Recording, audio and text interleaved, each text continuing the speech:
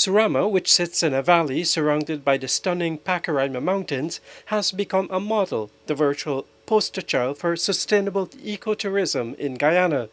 Visitors from around the world are drawn to the pristine environment, the rich biodiversity, and the deep cultural experiences that Surama offers.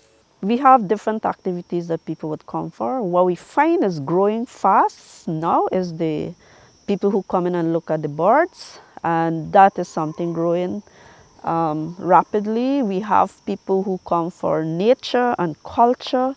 People just come for the quietness of the place, and people want to see wildlife. And that is the big thing about why people want to come here. Whatever happens in Surama has its people as the driving force. The villagers wanted to make sure that we would be the owners of the business and nobody coming to take away anything from us and tell us what to do. So from then we were able to take the lead in this business, and today we are happy that we are the owners of the business and we are managing it. This means all villagers benefit from what is happening in tourism. Every client come here, they pay a fee to the community, and that fee would go directly to the village purse, and they would decide how they're using it, if it's for infrastructure, bridges, whatever, any maintenance in the community. So the villagers decide how they would utilize that funding. What is happening in tourism is being replicated in other communities. We had people from Region 2, we had people from Region 8, we had people from Region 9. We had people from across the other indigenous communities. And for Bina Hill, which is an institute, the interns from there, they come here on a 3 weeks internship as well. So when they graduate, they have some ideas of community-based tourism, of how we do it on the ground here. Funding from the LCDS has allowed the community to upgrade and expand its eco-lodge facilities. This here is something that would really benefit us in terms of accommodation and making more money for the community. And that is how we are able to maintain our village, and we want to keep the economy growing and spreading among in the nearby communities. Beyond tourism, funding from the Low Carbon Development Strategy has allowed the community to venture into agriculture with a plot dedicated to farming. What we found is that we look at both the long-term and short-term crops. So we looked at things like watermelon, peas, corn, which is a shorter yield than cassava. And we know cassava is actually our staple.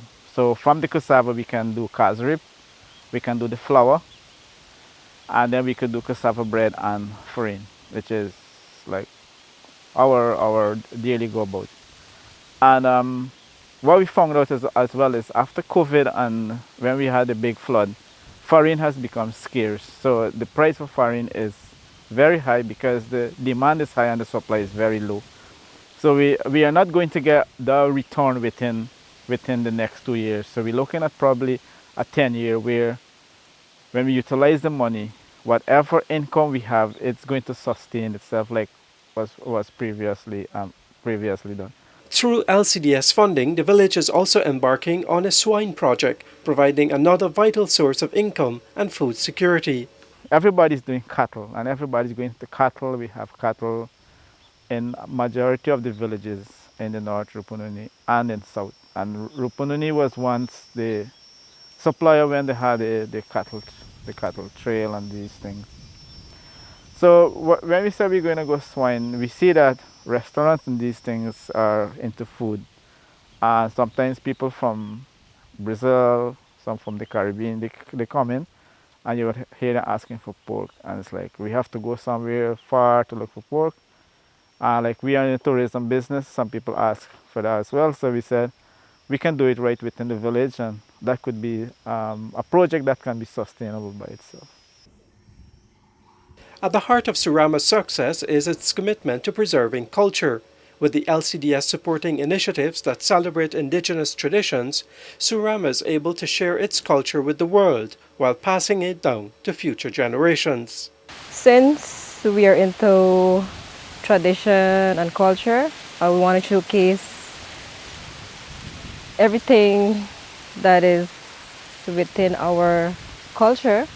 We decided to build this binab so the people from the community could come and practice and do the traditional dances because they don't have any other places they could occupy right about now.